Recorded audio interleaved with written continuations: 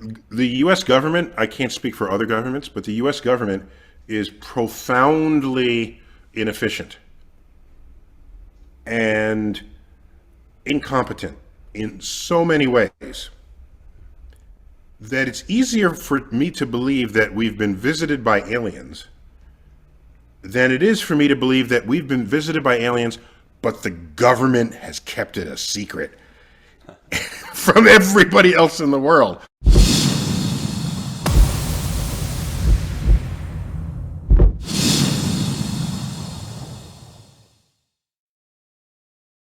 Okay, well, Neil deGrasse Tyson, welcome to the Freedom Pact podcast, sir. Happy to be there. Thanks for having me. Well, it's an absolute pleasure to host you on the show, and obviously your new book is out, Welcome to the Universe in 3D. Now, my physical copy hasn't arrived yet, but I did go through the PDF. Now, the one thing I noticed about this book, or thought about this book, is this book, if anything, is going to pull apart the hope for people that constellations mean anything. Oh. Well, that should have happened centuries ago between you and me. It shouldn't have had to have waited until the year 2022 for that to have taken place. But you're correct. Of the 65 image pairs in there, there's 6 of those sets show you the entire sky, north and south. So the North Pole, the South Pole, and then the night sky you would see during the 4 seasons. And this whole notion of seeing something in 3D is seeing something as it actually is in space, not just as it might just sit there in front of your nose. And so when you look at the constellations, you get to see how separated the stars are from each other in depth. And now it's hard at that point, I think, to then ascribe meaning to what sleepless ancients said of these configurations of stars. And so all I say is welcome to the 21st century. Does it make you cringe a little bit when you hear astrology being touted around? No, I don't cringe. I feel sad that our education system was insufficient. We have an education system that will graduate you from elementary school and middle school and high school and even college, and you'd walk away after college getting a degree with the robe and the hat and the ceremony, and there's still a subset of people who will wonder whether Mercury was in retrograde. So I'm thinking the education system is missing some important elements, some important cogs in a wheel that we're all trying to turn. That's what I think about when I hear it. I don't go chase after them. Life is too short. Well, I was lucky enough to, when I was growing up here in the UK, we have the great Brian Cox, who sort of translates the science to public knowledge. He's that great sort of bridge between the two, and he certainly interested me in the topic from a young age, and sort of translated it in a way that I would be able to understand, even if I'm not as academically inclined. How important do you think it is in the world that we have figures like a Brian Cox, or someone to bring it to the mainstream, or to the average day person? Yeah, so I'm of two minds there. First, I think it's great. It's great. I think, as I understand it, Brian Cox is more famous for what he does in the UK than Carl Sagan ever was, even in the United States. Brian Cox also having been a literal rock star for having a #1 song on the charts. What was it? Things Will Get Better. There's some song. Things will only get better. Things will only get better. Right. So he's a literal rock star. Okay, and figurative rock star. So I think this is all. I mean, why? I can't imagine life without it. But the other side of me says it should never be that singular. It shouldn't require the one person who makes it all work. There should be 100 people on that landscape. And imagine that's like saying, oh, we have this one firefighter on the other side of town, and they're the best ever, and they'll put out everybody's fires. Well, no, they're not. They'll put out a lot of fires. We need this ability, this talent, this receptivity needs to happen at a much deeper level than the singular talents represented by people such as Brian Cox, Carl Sagan, or others. So I look forward to a day where you would pick among 10 people who influenced you that way, not just the one person. Because imagine life without that one person. What would that even be like? Okay, that's not a good world. All right. Now, there are a few others. There's Jim Khalili, Jim Kahili.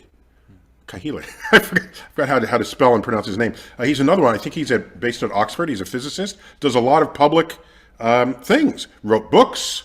All kinds of. There's a fellow in Italy who's written many best-selling books and is interviewed often, and he's a physicist. So such people are out there. But sort of the singularity of what you find in Brian Cox, I think society would be better off if that were common rather than singular. So what drew you to your fascination with the universe at a young age? What did it do for a young Neil deGrasse Tyson looking up at the night sky? What did that do for you on a personal level? Oh, well, first of all, I didn't have a night sky. All right. I don't know where you grew up in London, if that's where you grew up, but I grew up in New York City. There's no sky. Wow. There's no, there's light pollution. And at the time, there was air pollution, significant air smog. Also, when you look up, we have a lot of tall buildings. So most sight lines, even if you're looking up, will hit a building. So in New York City, no one has a relationship with the night sky. And the only way you can attain that is a visit to your local planetarium, which is what I did. I visited the Hayden Planetarium in New York City, where I now serve as director. So that's come sort of full circle there. But yeah, you sit down in the chair and dim the lights and the stars come out. I've said this before, I thought it was a hoax. There aren't that many stars in the night sky. I know, I've looked from the Bronx. I grew up in the Bronx, one of the 5 counties that comprise New York City. And so later I would see the sky as nature intended, from the Caribbean, from deep within Pennsylvania, far away from city lights. And even to this day on mountaintops, we have the finest telescopes in the world. And I look up and I see the canopy, this brilliant starlit canopy, and I say to myself, that reminds me of the Hayden Planetarium. It's a sad fact, but it's true. So that's how that. So it was that first encounter, and I was hooked ever since I was 9 years old. Yeah, that's interesting. Well, I'm from the mountainous valleys in Wales in the UK, so there's not many buildings around. I'm in a village. Okay, so you had a night sky your whole life. Yes. Okay. Absolutely. Yeah, it's fantastic. Well, I spoke to Dr. Stuart Clark. He wrote a book called Beneath the Night all about the night sky, and the way he put it in the book really resonated with me. It was this fact that when you look up into the night sky, you're looking at the same night sky that Shakespeare or any of these great people of history would have looked up at, and it gives you that sort of deep, sort of powerful connection almost. Do you understand that? Does that have an effect on you in any way?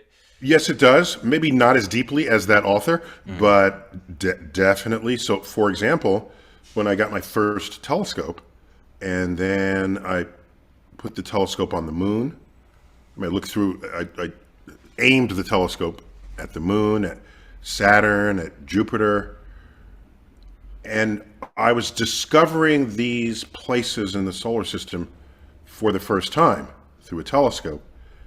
And I knew I was communing through time with Galileo, who was the first ever to see these things through a telescope. No, I'm not the first ever, but I shared in his awe, in his enthusiasm, in the reverence that he had for all that was going on in the universe. So for me, I get a lot more of that, not just simply by looking up at the night sky. Because, by the way, the stars do shift a little bit over the centuries. I happen to know that. So it's not the exact night sky. In fact, in ancient Egypt, they had a different North Star than we have today. That's how much the Earth's axis has shifted within what we call the celestial sphere. So a lot of things are different. But when I want to commune through time in that way, I read an old book. written by someone 100 years ago, 200 years ago, 300 years ago, 400 years ago. And I try to get a book that's authentic. And occasionally you see a stain from the wax that had dripped on it when they're trying to read at night, right? And then, or you see what we could call marginalia, where they've written and trying to help themselves understand. And then you're reminded that back then people basically had perfect penmanship, okay? Not so much today. I don't know what they do in the UK, but in the United States, people no longer know how to write letters on a page, okay? Yeah. And it's completely illegible, and they can't read cursive. It's sad because they're just, typing in a computer. But when I want to feel spirit energy through time, that's what I do. Well, just a few minutes ago, you mentioned Carl Sagan, and I was watching this older interview of yours a few days back, where you mentioned that upon applying to college, that you had this letter from Carl, you had this personal tour of his lab. So obviously that would have had a massive impact on you, but how has that gesture had an effect on the way in which you conduct yourself with young students? Oh yeah, because just to catch people up in case they've only heard it here for the first time, I was applying to colleges from high school, and one of the colleges that had accepted me was Cornell, where Carl Sagan was a professor. And I was accepted to 3 or 4 other schools in addition to that. And I was still scratching my head trying to decide which school to attend. And over that time, it wasn't that long, just a few weeks, I got a letter in the mail, personal letter in the mail from Carl Sagan. From Carl Sagan. Little did I know the admissions office had sent my application to him. And my application was just dripping with the universe. And so they said, well, maybe Carl Sagan can help this along. So he sent me the note, invited me up to show me the lab, and I went, okay? It was a bus ride, a 4.5-hour bus ride from New York City to Cornell in Ithaca, New York. And it's upstate. It gets very cold in the winter there. I went in December, and it was very cold. And he showed me around, and then I'll never forget this, he did a no-look book grab, right? So he's there at his desk, and I'm facing him, and he reaches back and just grabs a book that's on the ledge, okay, and pulls it. It's a book he wrote. I just thought that was badass. If you don't even have to look. Whatever book is there, I wrote it, okay? And he does it, and he signs it to me, to Neil, future astronomer. And I still have that book, of course. And we were done looking at the lab, and he drove me to the bus station. It looked like it was about to snow. And he said, if it snows harder and the bus can't get through, here's my phone number. You spend the night with my family, and you can leave tomorrow. I was like, whoa.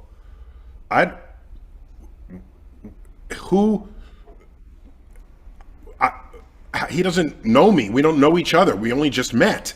Right? What accounts for this invested energy? And I concluded that somewhere in there's a torch passing, right? I mean, if he sees me and my interest and he judges that it's real, then it's certainly worth his time to invest in me. Maybe one day I'll invest in someone else. To this day, I give time to students the way he has given time to me. Right? And I joke about this. I'll be on the phone. I'll say, Barack, yeah, I can't talk now. I'll call you back. All right? Hold on the line. I got a student waiting at the door. And then I'll call back Obama later on.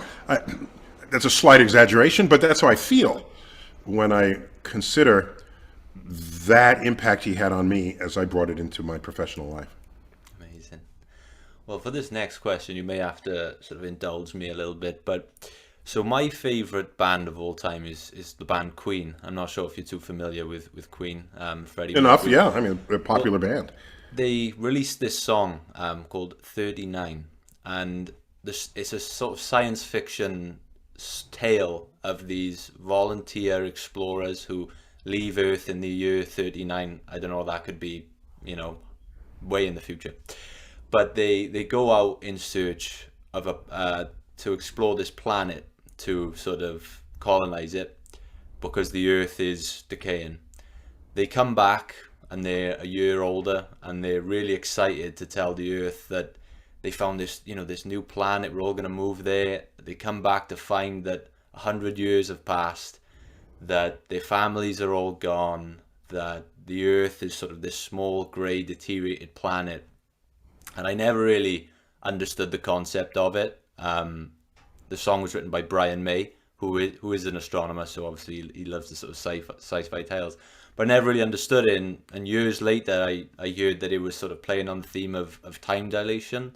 I was wondering if you could maybe explain that concept to someone like myself, if that's even possible. Yeah, so let's remind people that the Brian May, the lead guitarist, right, and creative force behind Queen, as we now know it, he has a PhD in astrophysics. I think it's from University College London. I think I could be wrong. If I'm wrong, I'm not all that wrong. It's and that PhD he attained long after Queen was, long after Freddie Mercury had died. He basically went back to school. He had a very strong interest in this, and I've met him only once, and I feel like we should have had more intersections of our lives. But it makes complete sense that the storyline would have come from him, because it's one of the fundamental things you learn in beginning of modern physics. And you take a class in modern physics, which would be relativity and quantum physics. This is physics discovered in the 20th century, as opposed to the 19th century or 18th century or 17th century, where the rest of classical physics was discovered. So all it says is you exist in space and you exist in time. Well, and that's not so weird to think of it that way, that you need two coordinates to localize you in this universe, a space coordinate and a time coordinate, right? So I don't want people to trip up on that, because we have an intuitive understanding of it. For example, if I say to you, hey, let's have lunch tomorrow at 12 noon. What is your next question to me? Where? Where? Okay. You knew that time alone was insufficient to establish our connecting in this universe.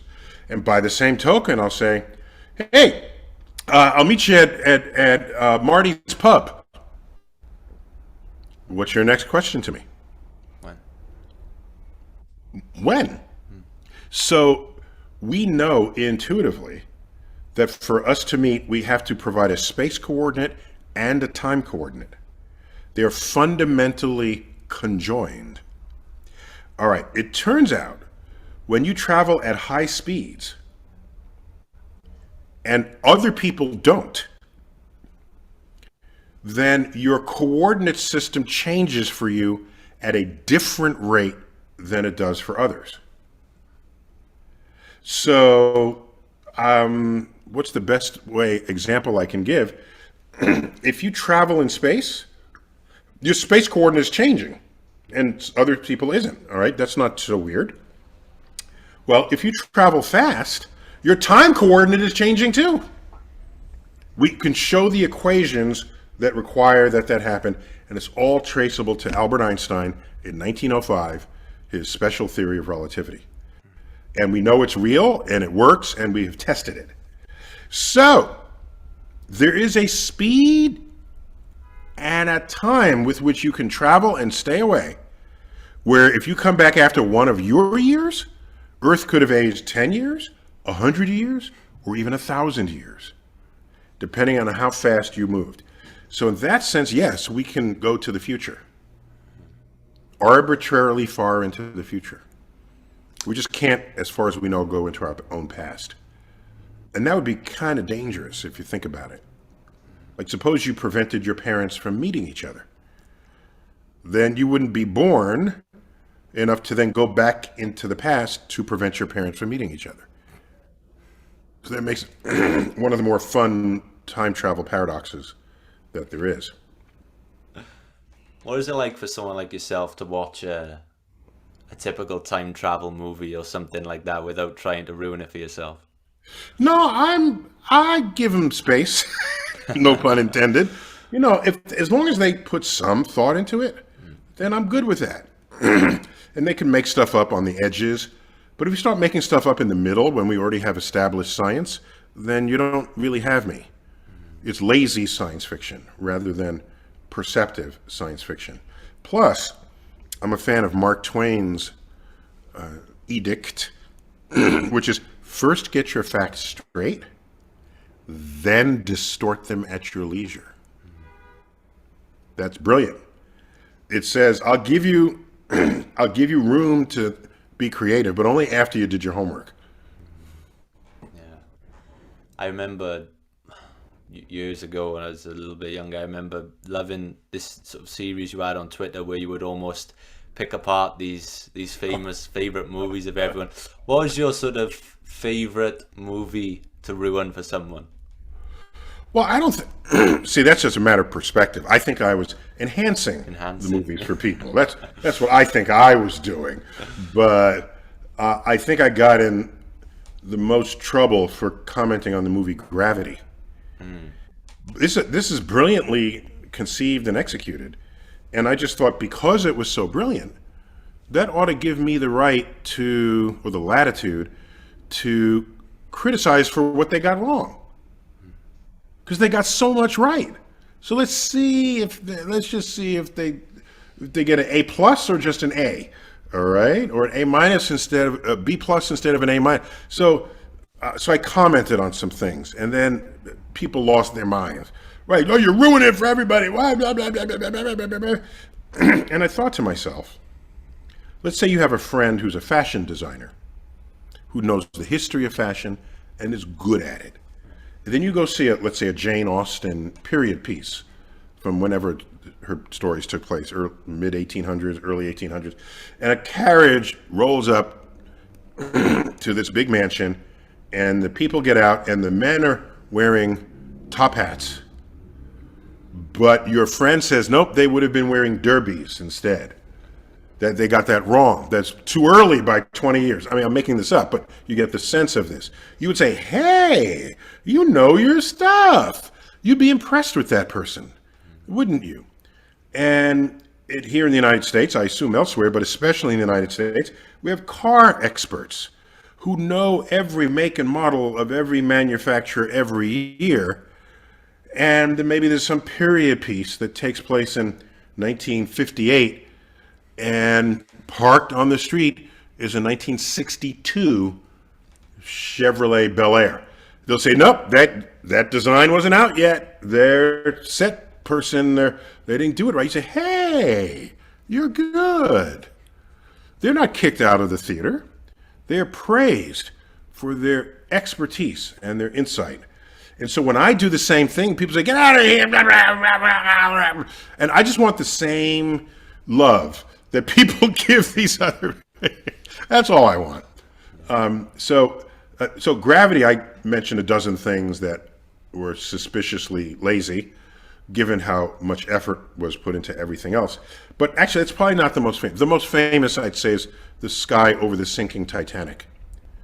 I made a big deal of that to James Cameron, and I didn't get any reply for like 10 years. I was writing to his agent, to the theater company, the movie company. And I finally bumped into him, and I explained it to him person to person. And you know what he said? He said, last I checked, worldwide, Titanic has grossed more than $1 billion. Imagine how much more it would have grossed had I used the correct sky. It's like, okay. All right. Time for me to just go home, okay? But sure enough, within weeks of that, I got a phone call from his production company, and they said, we are making a director's cut with an IMAX release, and we are adding footage. And James Cameron tells me that tells me that you have a sky that he can use. And I said, whoa, that's classy. Okay. So rather than beg forgiveness for what had happened before, he's going to fix what he does in the future. That's fine. And so I supplied him with the sky that he could use in all of these vantage points as you look around the sinking ship. So that one made the news and everybody was talking about it. Yeah. So just for a bit of context then, just quickly, what was wrong with the sky that we had to change it? Well, so holding aside what we know, the longitude and the latitude and the day, date, and time the Titanic sank. So there's only one sky above the Titanic that they should have shown.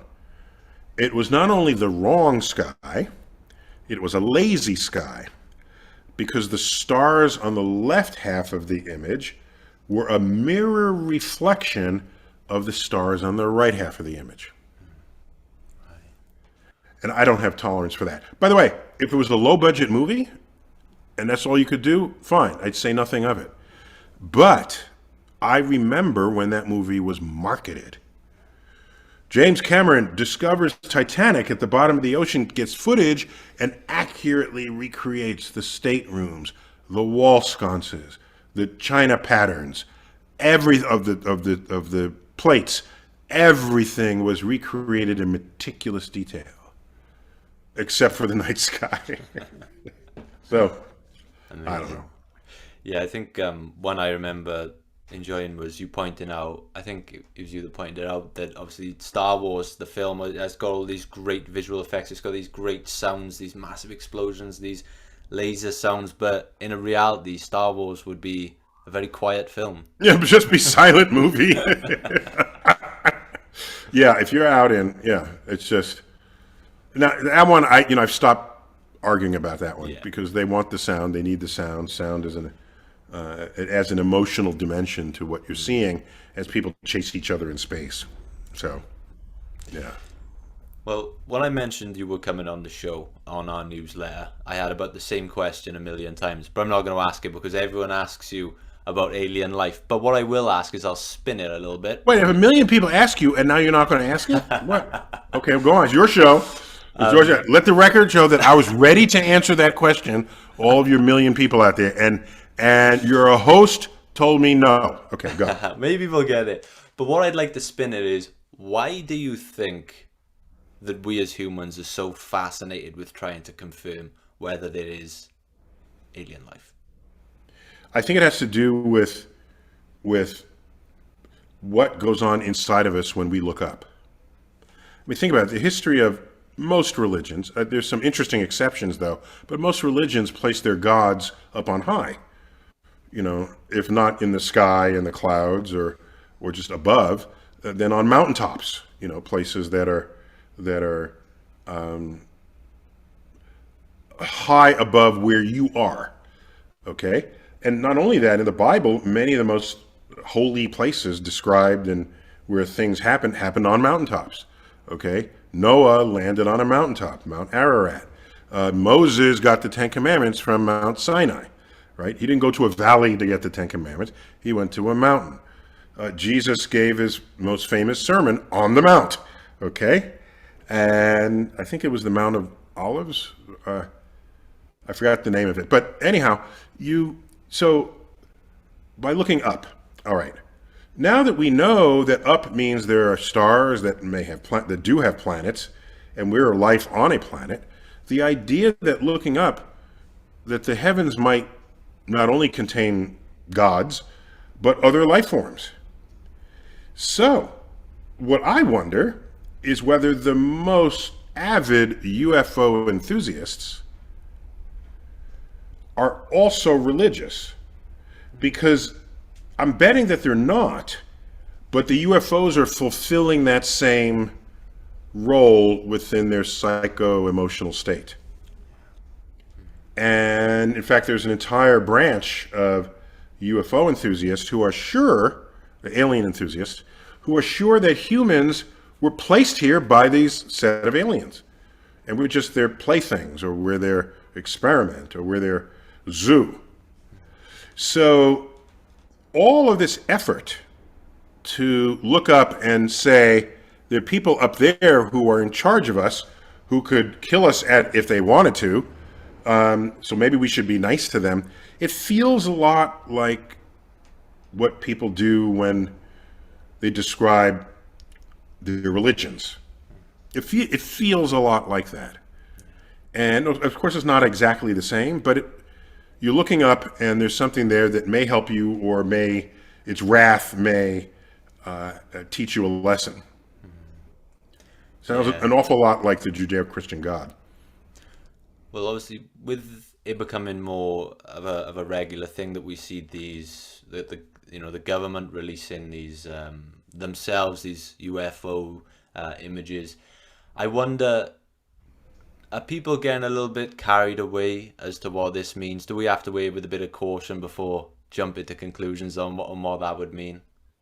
Yeah, the U.S. government, I can't speak for other governments, but the U.S. government is profoundly inefficient and incompetent in so many ways that it's easier for me to believe that we've been visited by aliens than it is for me to believe that we've been visited by aliens, but the government has kept it a secret from everybody else in the world, or that aliens are visiting only in restricted military airspace and showing up in front of F-18 pilots, fighter pilots.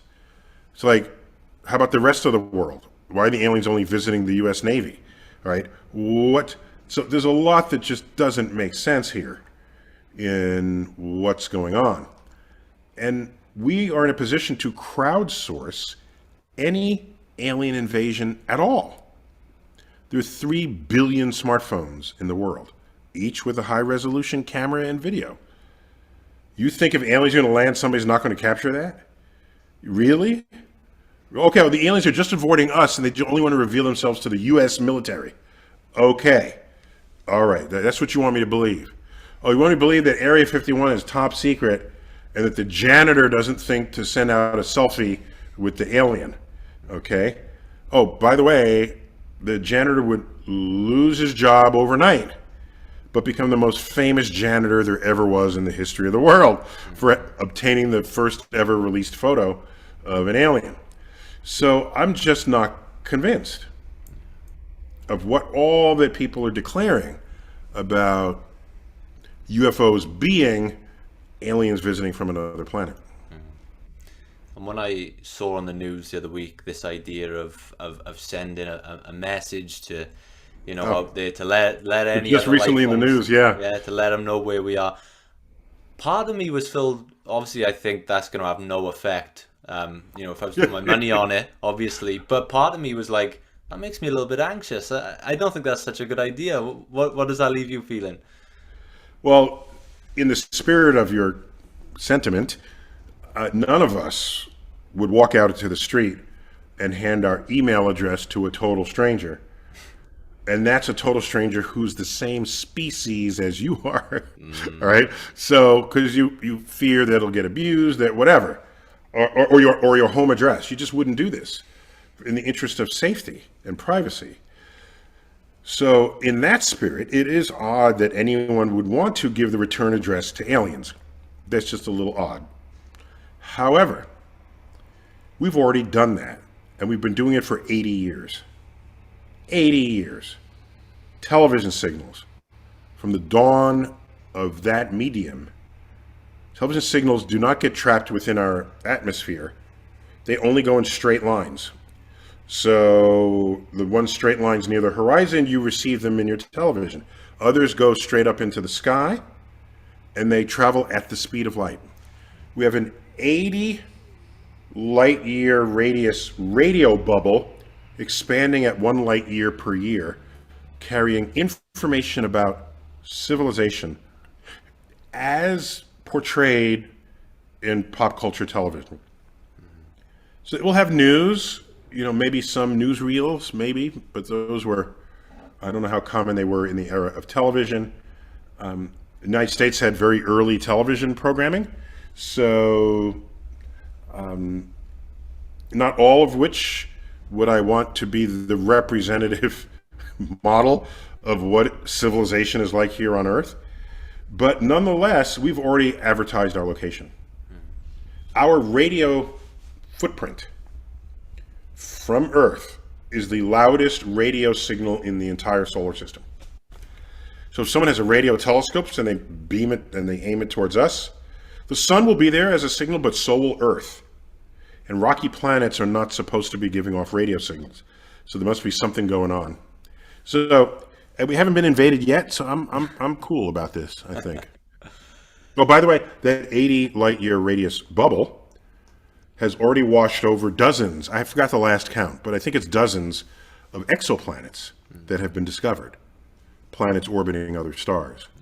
So, yeah, this would be fun to see how all this plays out in the coming years and decades.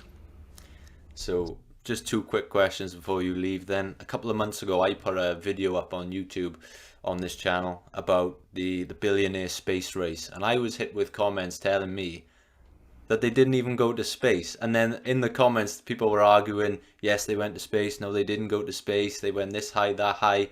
Can I get Neil deGrasse Tyson to weigh in and clear this up for us? Did Jeff Bezos actually go to space, or did he just go for a pretty high plane ride? Okay, so it just depends on what you mean by space. Okay, so there's something called the Kármán line, where is a Hungarian-born American astronomer, physicist, who thought to himself, in broad daylight, we have the sun in the sky, and you look up, it's a blue sky, right? Well, what makes the sky blue? Well, that's sunlight scattered into the air, preferentially scattering blue and allowing red, orange, yellow, amber to come through. That's why sunsets are so spectacular. The blueness of the night sky is especially deep, and the redness of the sun is especially strong, because when the sun is low on the horizon, it's going through much more atmosphere than if it's directly overhead. So, because when you're on that angle, there's like the curve of the air, it's going through multiples of what would be the same as coming straight through the top of the atmosphere. Okay, so he thought to himself, there's got to be some elevation above Earth's surface where there's not enough air molecules to scatter the sunlight. And at that altitude, the blue sky dissolves, goes away, and all you see are stars and the dark night sky at the same time that you see the sun. This came to be known as the Kármán line, and that became the operational definition of space. So he didn't give an exact number, but we knew it was it was somewhere between sort of 80 and 100 kilometers up. Okay? And so in Europe, they said 100 kilometers, that's a nice round number. Let's just declare it to be 100 kilometers. Okay? The 80, it was like, might have been 70 or something, is closer to 50 miles, okay, in American speak. By the way, we got that from you guys over there in the UK, this mile thing. So don't look at me high and mighty. So like you got the metric high seat there.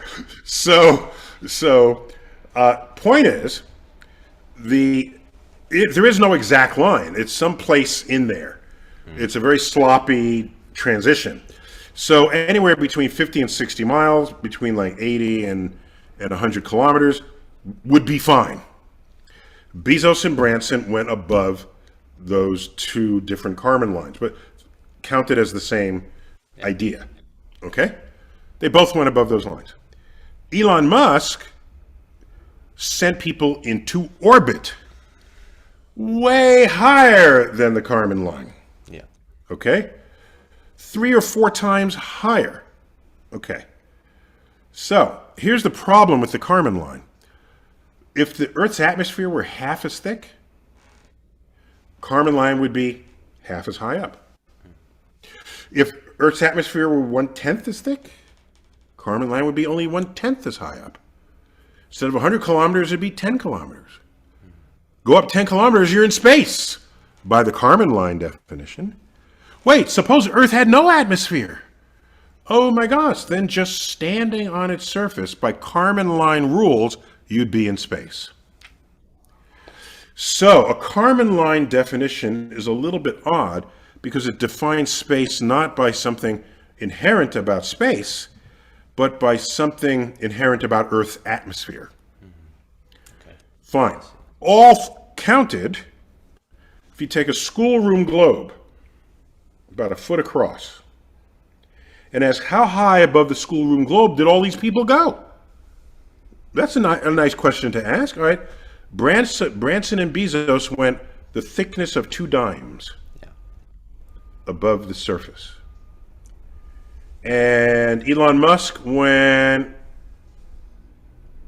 1 centimeter above the surface. Okay? They went higher than the International Space Station, by the way, which is like less than a centimeter up. So here you have a schoolroom globe, and everybody's, let's go into space. And that is just sitting right above Earth's surface. As an astrophysicist, to me, going into space means you're going somewhere. The moon, Mars, and beyond. Yeah. Well, there we are. We've got the big opinion to add into the hot debate in the comments. Well, no, I didn't. Did I express an opinion? All I'm saying is, straight if you're going to go with a Kármán line, be ready for the fact that if Earth's atmosphere thins, you just walking to the top of a mountain might count as being in space. Yeah. Okay? So just be aware of that before you jump on it and how you're doing it. For me, I want to do something more than boldly go where hundreds have gone before. Okay? Fantastic. Send me someplace far. Well, before you go then, you mentioned the man himself, Elon. He's just bought Twitter, or he's in the process of buying Twitter. Do you see that as a good thing, a bad thing, or it doesn't really affect you? Yeah, I don't, I mean, since when does anyone really care who owns any of this stuff?